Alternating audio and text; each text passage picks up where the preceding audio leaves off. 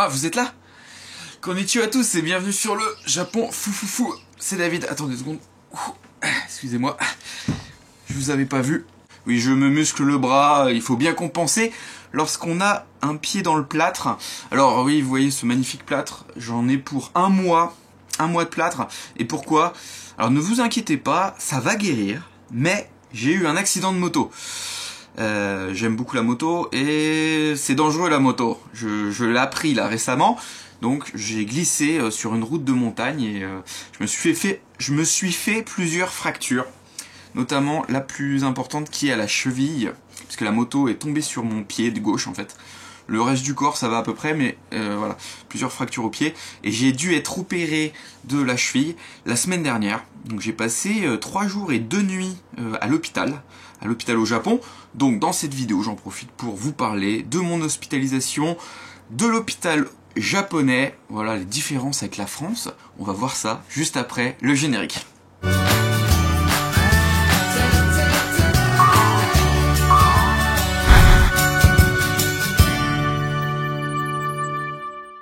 Allez, je vais commencer avec les frais d'hôpitaux.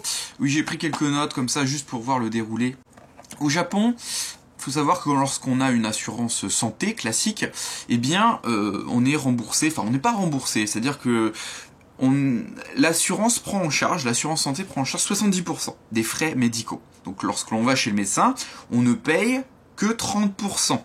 Mais quand je dis on ne paye que 30%, ça représente quand même une somme importante, puisque les frais médicaux sont élevés au Japon. Donc il faut payer quand même souvent plusieurs milliers de yens, donc ça fait plusieurs dizaines d'euros minimum, voire ça peut être plusieurs dizaines de milliers de yens, plusieurs centaines d'euros, selon évidemment la gravité de ce que vous avez, s'il faut faire des scanners, des vérifications, des IRM, des choses comme ça. Il n'y a pas vraiment de complémentaire comme en France où on n'aurait rien du tout à payer. Il faut payer 30%. Pour les personnes âgées, c'est moins. Ils ont moins de 30%. Je sais plus si c'est 10 ou 20, ça dépend. Sauf que dans mon cas, vu que j'ai été hospitalisé puisque j'ai eu un accident de moto, ce n'est pas mon assurance santé qui a payé, c'est mon assurance moto.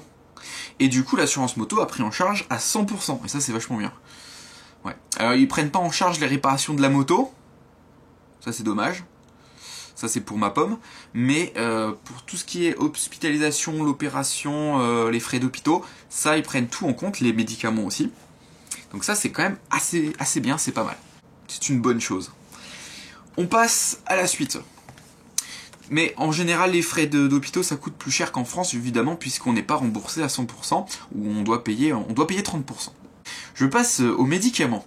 Donc oui les médicaments là ils me sont remboursés par l'assurance moto. Sinon, les médicaments coûtent assez cher au Japon, surtout lorsqu'ils ne sont pas prescrits par le médecin. Lorsqu'on va dans une pharmacie, qu'on achète des médicaments par soi-même, ça revient assez cher les médicaments. Hein. Ça peut être 2-3 000 yens, 15 à 25 euros en moyenne, on va dire, pour des médicaments de base, quoi, hein, pour un rhume ou quelque chose comme ça. Donc ça revient assez cher. Et là, du coup, c'est pas pris en compte ces médicaments-là par l'assurance santé. Par contre, tout ce qui est prescrit par le médecin, si vous êtes bien allé à l'hôpital, là, du coup, c'est pris en charge par l'assurance santé et vous ne payez que 30% comme je l'ai dit tout à l'heure. Mais je vais parler plutôt des antidouleurs, plus précisément. Alors pourquoi les antidouleurs? Puisqu'évidemment, j'ai eu très mal. Je vous explique. C'était mercredi de la semaine dernière. Oui, mercredi. J'arrive le matin. Il m'avait demandé de venir à jeun. Donc je n'avais pas mangé le matin, pas de pris de petit déjeuner, je n'avais juste mangé mon repas la veille, le soir. Le dîner c'était mon dernier repas. Et j'avais pas non plus le droit de boire après 9h du matin. Ok, donc j'étais complètement à jeun. Et j'ai quand même beaucoup patienté, les différentes paperasses administratives, ok, ça a été réglé assez rapidement, mais ensuite, une fois que j'étais sur mon lit d'hôpital, dans ma chambre, eh bien, j'ai dû attendre plusieurs heures. Je suis passé en fin d'après-midi, vers 4h à peu près de l'après-midi, alors que normalement je devais passer en début d'après-midi.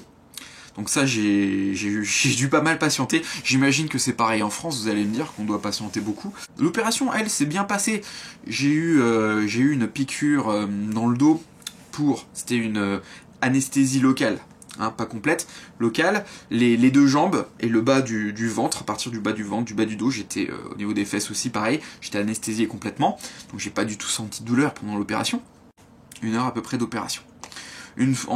Après 1 heure, bon, j'avais déjà ce plâtre, ce beau plâtre que vous voyez, et puis bah, j'étais content, voilà, une bonne chose de faite, hein, sauf que le médecin m'a bien dit, bon, David, à partir de 10h, 11h du soir, l'anesthésie, l'effet de l'anesthésie va vraiment se dissiper, et tu vas commencer à sentir une douleur.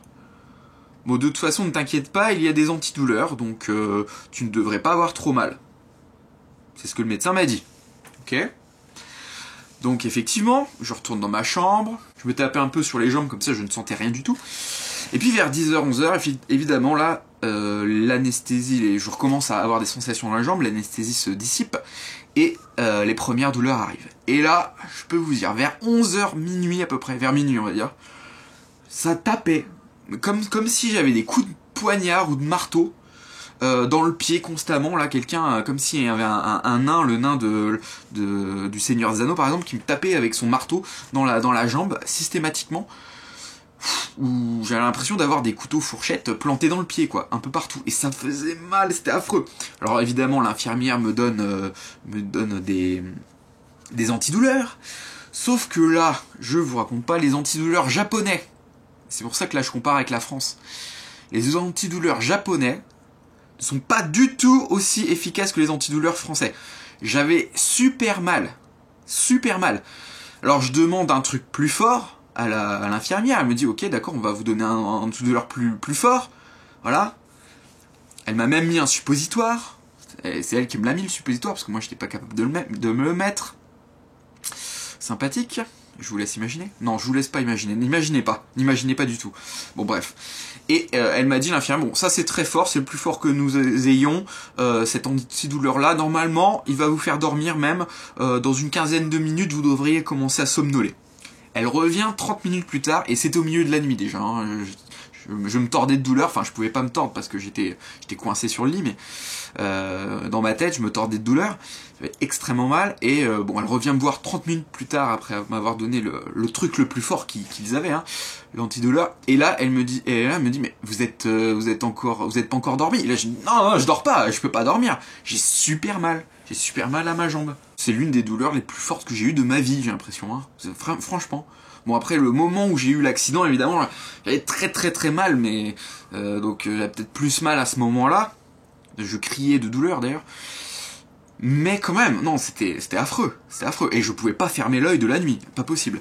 Donc j'ai attendu... Alors, en plus, puisque entre 2 antidouleurs, il faut attendre je sais pas combien d'heures, parce que sinon l'infirmière ne veut pas vous donner de nouveaux antidouleurs. Donc elle vous laisse... elle m'a laissé souffrir, quoi. Ils m'ont laissé souffrir. Et donc j'ai attendu jusqu'au lendemain matin, j'ai pas dormi de la nuit, le lendemain matin le médecin est arrivé, et il m'a dit, alors David, vous avez eu très mal? Oui, j'ai eu très mal, mais les antidouleurs, bah non, ça fait pas du tout d'effet. Et l'infirmière dit au médecin, pourtant je lui ai donné les trucs, je lui en ai donné 2 en plus, les antidouleurs les plus forts que nous ayons. Le médecin, il était mort de rire, quoi. Là, il s'est mis à rigoler, et il dit, ah oui, mais les antidouleurs, ils sont pas faits pour une personne de votre gabarit. Donc beaucoup moins fort que beaucoup moins efficaces que les antidouleurs français, puisque évidemment, s'ils sont faits pour des personnes de 40-50 kilos, des grands-pères et des grands-mères de 40-50 kilos, forcément, avec moi et mon gabarit, 88 kilos, ça fait moins d'effet, on est d'accord. Bon. En tout cas, à partir du 2e jour de cette nuit affreuse où je me suis tordu de douleur, eh bien, j'ai commencé à avoir un peu moins mal. On va dire que la peine est devenue supportable à peu près à partir du lendemain de l'opération, à partir de l'après-midi. Voilà, ça allait beaucoup mieux. J'ai même hésité à rentrer chez moi le soir, mais j'avais encore mal quand même. Donc, et puis les infirmières m'ont conseillé de passer encore une nuit. Donc je suis resté une 2e nuit à l'hôpital. Et donc le 3e jour, si on compte le jour de l'opération. Là, par contre, là, le matin, là, j'avais la patate, ça allait beaucoup mieux. Ça va, quoi. C'est tout à fait supportable. Je peux faire autre chose, je peux penser à autre chose. Ce qui n'était pas du tout le cas de la première nuit avec leurs antidouleurs. Mon Dieu. Ah là là là là. Donc je vais vous parler peut-être un peu maintenant de la nourriture. La nourriture, parce que là il y a des choses à dire aussi, c'est pas du tout comme en France. Oula non. Alors attendez, je regarde ce que j'ai noté. Je vais vous parler notamment du petit-déj. Oui, parce que c'est le premier repas que j'ai eu, j'avais pas mangé depuis je sais pas combien de temps, depuis pas mal de temps. Donc en fait, le dernier repas que j'avais eu, c'était la veille de l'opération. Et le jour de l'opération, j'ai pas mangé. J'avais pas le droit. Même après l'opération, le soir, je pensais pouvoir manger. Ben non, le médecin m'a dit non, vous pouvez pas manger. Parce que comme j'étais anesthésié, les deux jambes et tout, voilà, et une partie du ventre également, mon corps ne pouvait peut-être pas digérer comme il faut. Enfin bref, je sais pas exactement pourquoi, mais je n'ai pas pu manger ce soir-là. Donc le premier repas qui m'a été toléré, qui m'a été donné, c'est le petit déjeuner le lendemain de l'opération. Donc ça faisait au moins 36 heures que j'avais pas mangé. Et j'avais très très très faim. Donc le petit déjeuner, je l'attendais avec impatience. Là, dans ma tête, c'était déjà les croissants, les pains au chocolat, machin. Non, ça, je savais qu'il y aurait pas de pain au chocolat et de croissant, c'est le Japon, on est d'accord. Mais quand même, j'attendais quelque chose de consistant. J'étais super content. Et là, je vois le plateau arriver. Je commence à ouvrir les trucs et je vois quoi? Du poisson grillé. Du poisson grillé. La soupe miso, oui. Et des algues. Ah, super, des algues. D'accord. Ok. Et là, franchement, là, ça m'a donné un coup au moral, là. Ça m'a donné un gros coup au moral. Bon, après, on pouvait pas s'attendre à mieux. Oui, c'est normal, c'est le Japon. Pour les Japonais, c'est parfait. Je veux pas critiquer, c'est la culture japonaise. Bon, la soupe miso, le poisson le matin, pas de problème, ok, d'accord. Seulement, bon, j'aurais préféré, moi, autre chose. Mes petits déjeuners, en général, ça reste des petits déjeuners sucrés, avec du pain. Ou au minimum, on va dire, des œufs, du bacon, des choses comme ça passe. Là, j'aurais mangé sans problème. Mais le poisson et le miso shiru, bon, je peux en manger le midi, je peux en manger le soir, y a pas de problème. À la limite, je ne déteste pas ça. Mais pas le matin. Non, merci, quoi. Pas le matin. Là, franchement, là, il y a eu un choc culturel. Pourtant, ça fait longtemps que je suis au Japon. Mais il y a toujours des petits chocs culturels comme ça qui reviennent. Puisque, évidemment, chez moi, je mange davantage des petits déjeuners à la française. Avec les fameux pots de Nutella que vous avez vus amplement sur mes réseaux sociaux. Enfin bref. D'ailleurs, j'en ai plus de Nutella là. Faudrait que quelqu'un m'en envoie. J'ai plus de pot de Nutella. Ça coûte cher le Nutella au Japon. On va faire un je sais pas, un crowdfunding pour m'acheter un pot géant de Nutella comme ça qui me fasse l'année. Comme ça, on sera tranquille. Bon, on arrête de parler du pot de Nutella puisque je commence à avoir faim. Mais le petit déjeuner, non, ça le faisait pas. Alors heureusement, Eri est arrivée le matin. Donc elle est arrivée juste après l'arrivée du petit déjeuner. Moi, j'avais rien mangé du petit déjeuner, évidemment. Et tout de suite, je dis à Eri, bon, écoute, Eri, tu peux pas aller au supermarché du coin, là, où enfin, il n'y a pas de boulangerie du coin, je pense pas, là où on était. En tout cas, soit au combini, soit au supermarché, pas loin, et tu me ramènes du pain, des choses comestibles, quoi. N'importe quoi, mais des choses qui se mangent pour un Français le matin. Alors elle y va, elle revient pas longtemps, elle a été très rapide, super Eri. Et puis elle m'a ramené des croissants, un pain au chocolat, 2 croissants et un pain au chocolat. Et j'ai dévoré ça à une vitesse, vous imaginez même pas. L'infirmière, elle arrive juste après. J'ai déjà tout mangé les croissants, j'ai tout descendu en 2-3 minutes. L'infirmière arrive et elle regarde mon repas, mon plateau, et elle voit que j'ai rien mangé, quoi, du petit déjeuner. Et là, elle commence à me dire, mais c'est pas bien, vous n'avez rien mangé, ça fait longtemps que vous n'avez pas mangé, il faut manger, forcez-vous. Et je lui dis, non, c'est bon, j'ai mangé, vous inquiétez pas. J'ai mangé les croissants et pain au chocolat que ma femme m'a ramené. Et elle a dit, ah bon d'accord, ok, bon pas de problème, ah bon, tant mieux alors, Elle est gentille votre femme de vous avoir ramené tout ça. Bon. Ah oui, parce que le truc c'est que le lendemain, ils m'ont ramené du pain. Parce qu'ils avaient du pain, ils avaient 2 versions en fait. Ils avaient un menu purement japonais et un menu un peu plus... bon, ça restait très japonais, mais il y avait du pain, c'était un peu plus... Bon, plus facile à manger pour nous, on va dire. Enfin après, je sais pas, peut-être que vous aimez le poisson et la soupe miso le matin, c'est possible. Chacun ses goûts. Mais en tout cas, moi non. Sinon, pour ce qui est du repas de midi du soir, c'était correct. Bon, c'est pas de la grande gastronomie, mais bon, ça va quoi. Mais les plateaux, enfin les plats sont petits quand même. On a encore un petit peu faim. Et maintenant, je vais parler un peu des équipements. Des équipements. On va parler du lit, de la chambre, des béquilles. Et pas d'internet. Ah oui, pas d'internet. Oui, je commence avec ça d'ailleurs, pas d'internet. Mais c'était un peu chiant. Je me suis un peu emmerdé. Vu que... Alors, j'avais internet avec mon smartphone. Mais j'avais déjà pratiquement terminé mon crédit d'internet. Donc ça allait très très lentement. Je pouvais envoyer quelques messages. J'ai posté une photo. Mais bon, bref, je pouvais vraiment rien faire. Et puis la télé, je sais pas, elle marchait pas, ma télé. J'avais une toute petite télé à côté de moi, mais elle marchait pas. Donc... j'ai pas pu regarder la télé. Bon, vu ce qui se passe à la télé au Japon, c'est peut-être une bonne chose, je sais pas. En tout cas, voilà. Ça, c'était pour l'internet. Pour ce qui est des autres équipements, vous voyez que j'ai eu des béquilles. Donc ça, ils me les ont prêtées gratuitement, c'est bien. Alors, il faut pas que je les casse, parce que si je casse les béquilles, je dois les rembourser, et c'est assez cher. Et je sens quand même que c'est pas fait non plus pour mon gabarit. Donc, ça fait le job. Mais bon, c'est pas non plus la sécurité à 100%. Je me sens pas super en sécurité quand je les utilise. Donc c'est bien pour aller aux toilettes, pour faire quelques petits déplacements comme ça. Mais bon, je vais pas marcher en ville avec ces béquilles là. Non, de toute façon, pour l'instant, je suis cloué au lit, donc j'ai pas trop le choix. Pour les autres équipements, bon, il y a quand même aussi un problème. Un autre problème de taille, c'est le lit. Je tape mon pied tapé sur la barrière de devant. Ou si je voulais pas que le pied tape sur la barrière de devant, j'avais la tête qui tapait sur la barrière de derrière. En tout cas, bref, le lit est trop petit, quoi. Rien à voir avec mon lit, le lit chez moi. En largeur, bon ça va, parce que de toute façon je pouvais pas bouger. C'est un petit lit, oui, évidemment. Mais non, en longueur, c'était trop petit. Enfin bref. Je vais parler un peu de la chambre aussi. La chambre, ce sont des chambres à 4. Hein, donc 4 lits, 4 personnes, et entre chaque espace avec chacun son lit, eh bien des rideaux pour pas de mur évidemment, mais des rideaux pour s'isoler un petit peu, voilà, pour pas que tout le monde puisse te voir, surtout quand l'infirmière doit te mettre un suppositoire dans les fesses, voilà, pour que personne ne voit cette scène affligeante. Et bien évidemment, il y a des rideaux, hein, on tire des rideaux autour de nous, et voilà, on est tranquille quand même, hein, c'est pas mal. Même si on est 4 dans la même chambre, on est plutôt tranquille. Donc là, j'étais assez satisfait de ça. Par contre, j'avais des voisins un petit peu bizarres, faut l'avouer. Hein. Bon, ils m'ont peut-être trouvé bizarre aussi, hein, faut dire.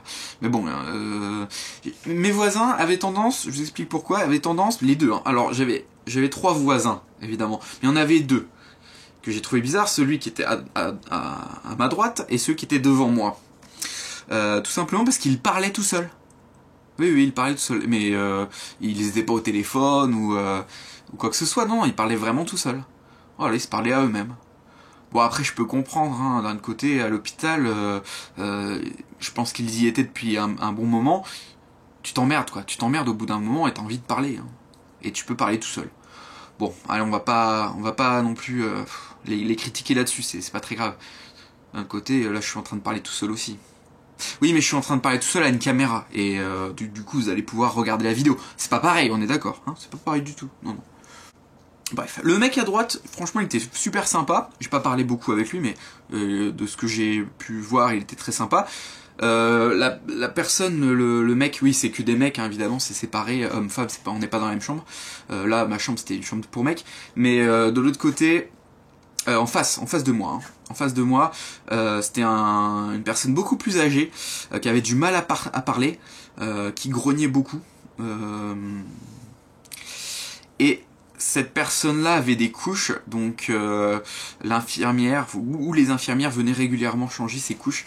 Et c'est vrai que tu te dis, waouh, le métier d'infirmière, c'est pas un métier facile. Et donc j'ai pas pu discuter avec lui parce que bon, il était vraiment pas en état d'avoir une conversation, malheureusement. C'est un peu triste, mais bon, voilà quoi. Et il s'énervait contre les infirmières. Il était assez méchant avec les infirmières.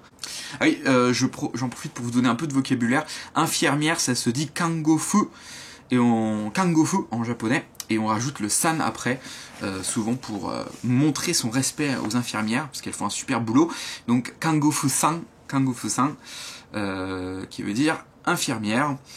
Je vous donne aussi le mot pour médecin peut-être. Médecin, c'est isha. Donc on rajoute san également, ça fait isha-san. Isha-san, le médecin ou le docteur. Par contre, le mot sensei que vous entendez régulièrement peut être aussi utilisé pour désigner les médecins, mais vu que c'est un terme de respect qui peut être aussi utilisé pour d'autres professions comme professeur, moi on me dit aussi sensei, pour les avocats également, pour certains hommes politiques il me semble aussi, on peut dire sensei, donc voilà, sensei c'est plus général, c'est un terme plus global qui peut toucher d'autres professions, alors que Isha, ou plutôt Isha-san, pour être respectueux, eh bien, c'est utilisé exclusivement pour les médecins. J'ai à peu près dit tout ce que je voulais dire. Oui. J'ai pas été déçu, pour conclure, hein, j'ai pas été déçu, oui, il faut pas que je balance ça, j'en ai encore besoin plus tard.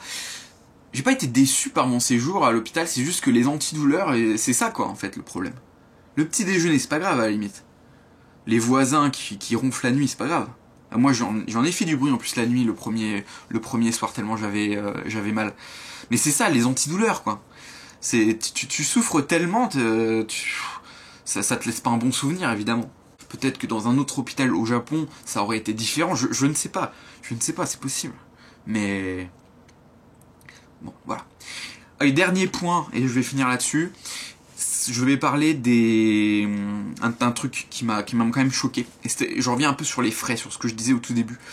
Lorsque l'on entre dans l'hôpital, donc juste à côté de la réception de l'hôpital, il y a d'énormes caisses marquées cacheur. Donc cacheur, ce qui veut dire les caisses quoi. En gros, c'est en anglais. Hein. C'est écrit en anglais. Oui, faut pas chercher pourquoi, mais en tout cas c'est écrit en anglais même au Japon. Et donc c'est là qu'on va pour payer les frais d'hôpitaux et c'est énorme les caisses, l'espace caisse, il y a plus de staff, il y a plus de monde, de personnel que à la réception même de l'hôpital. C'est vraiment impressionnant parce que quand on arrive dans le hall principal, sur le côté gauche, bam, tu as les caisses qui sont alignées quoi.